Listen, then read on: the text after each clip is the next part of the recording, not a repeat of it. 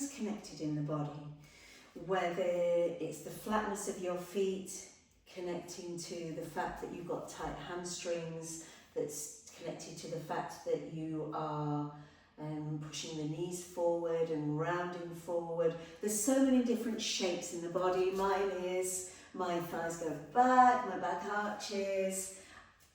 We all have something. The more that we work with Pilates posture and awareness, the more we will get out of this. What I'm addressing today is this rounding of the shoulders, the chin jutting out. The chin juts out because the head needs to be upright. The brain tells you it needs to be upright so you can see where you're going. So much stress on the back. But the core relationship to it.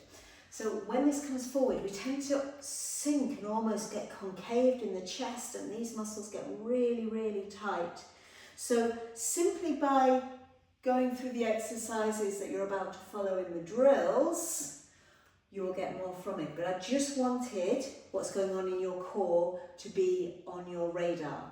So Pilates Breathwork, where we take a towel or something, or our hands, or something around our ribs, and we practice being able to inhale into the whole of the rib cage, out, and exhale forcefully through the mouth, are really important. So can I ask you to keep going while I waffle?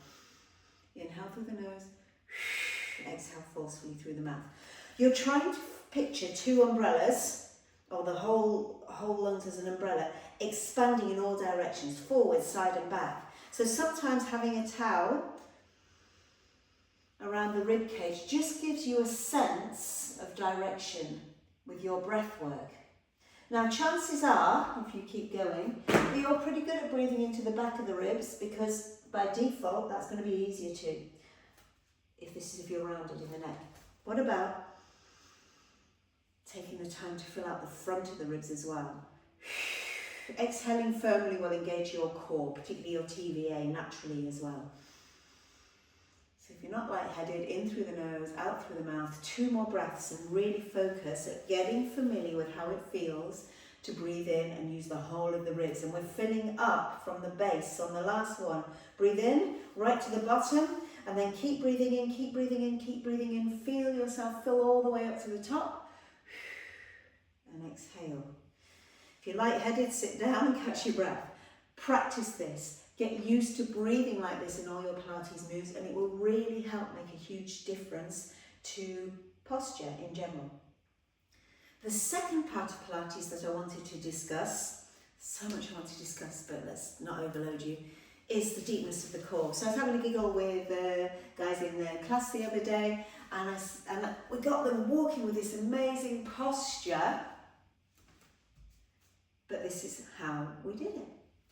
I got my hands on their hips. You're going to have to do your own because I'm not with you. And I said, right, find the bony bit at the top of your hips, and I want you to feel like you're trying to push them towards each other, just a little bit, just marginally. There's so many different variants, it's different for different people. Just bear with me and see if this works for you. Push the hip bones towards each other, and then I want you to try and compress everything in the torso to push your rib cage upwards. So, feel that tightness? Try it again. Compress, push the rib cage upwards. Look what happens to my neck. I'm going to go back to my slouch.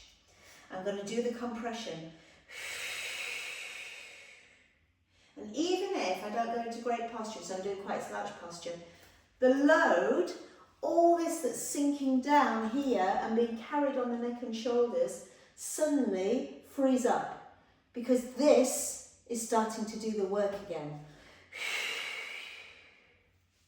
So using your Pilates breath, going a step further and engaging the core and getting a space between the ribs and the hips is fabulous. Obviously no rib flare, that's a different conversation. But for now, umbrella breaths, tight core with a gap between your ribs. See if that makes a difference.